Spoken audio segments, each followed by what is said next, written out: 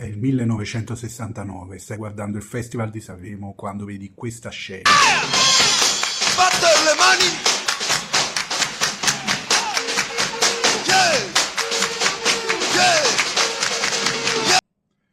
Ma chi sono questi pazzi scatenati? Sto parlando ovviamente dei celebrissimi Showman. Se non lo sai è perché non mi segui, quindi lascia like, segui e condividi il video. Una band che possiamo dire sia la genesi di tutto il Napolitan Power. Anzi, se conosci qualche band che ha avuto influenza R&B prima di loro, scrivilo pure nei commenti. Nel 1968 raggiungono il successo grazie alla loro cover di Un'ora sola ti vorrei, facendoci scoprire la fantastica voce di Mario Mosella. Mosella, come Genzenese, è un figlio della guerra, cioè figlio di un soldato americano. Suo padre era di origini Cherokee.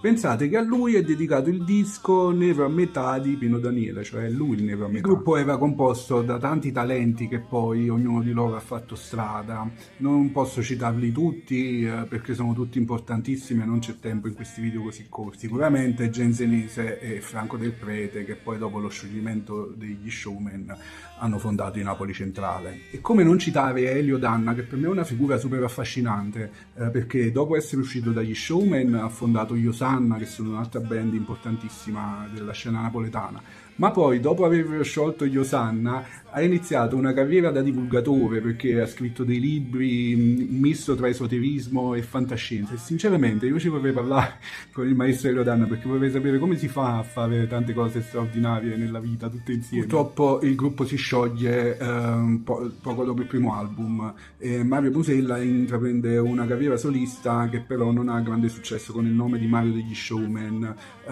Purtroppo poi Mario Mosella morirà tragicamente nel 79 all'età di 34 anni a causa di una grave malattia. Io mi ricordo, vabbè, il nostro cantante era un cantante che oggi lo capiscono, ma prima non lo capivano ancora, che magari erano marroni dei cantanti. Molti anni delle registrazioni inedite di Mario Mosella sono stati conservati negli archivi dell'etichetta discografica King, e pensate che questi brani vantavano collaborazioni importanti come ad esempio Pino Daniele alla chitarra ed Enzo Avitabile ai fiati. Fortunatamente queste registrazioni verranno recuperate e ripubblicate dalla Suoni del Sud nel 2012 e vi lascio il link al vinile in descrizione se volete acquistarlo. Sostenete sia il mio lavoro e sia vi comprate un bellissimo disco. Vi lascio con questa bellissima canzone presa proprio da questo disco che si chiama Arrivederci, dove ascoltiamo la fantastica voce di Mario Mosella, che purtroppo è passato un po' come una meteora, no? A Napoli, con una carriera così breve, che però ha lasciato un grande segno nella musica napoletana. Grazie, buon ascolto.